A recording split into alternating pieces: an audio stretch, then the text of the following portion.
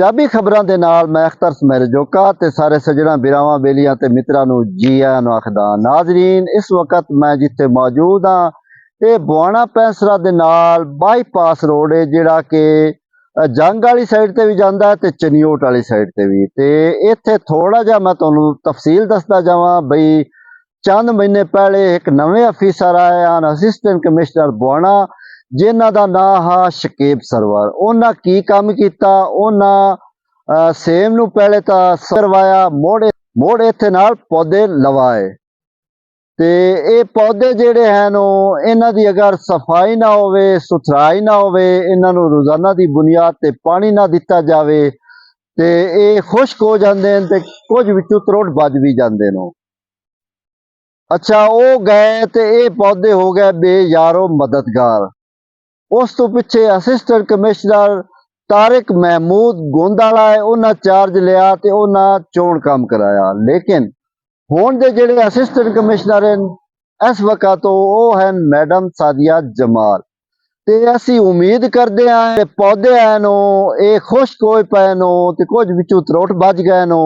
एक तो इत्थे नवे पौधे लवाए जावे नो ते अगर पौधे ना होवे तो रोड की रौनक नहीं होंदी, मुड़े उत्थे मुसाफिर भी कुछ आराम कर पांदे नो।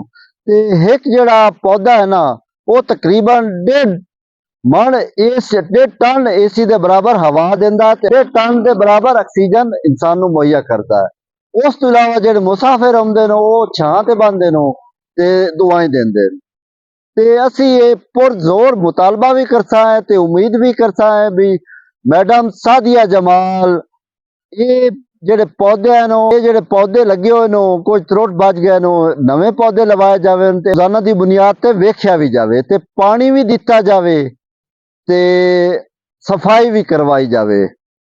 ते नाजरीन नू मैं ये रिक्वेस्ट करसा भी जेड़ी मैं वीडियो बनाइंदा पिया मेरे चैनल नू सबसक्राइब करना है, जवाब विच अपना कमेंट देना है। मैं उम्मीद करदा तुसी इस वीडियो नू शेयर भी करसो, सपोर्ट हो जासी।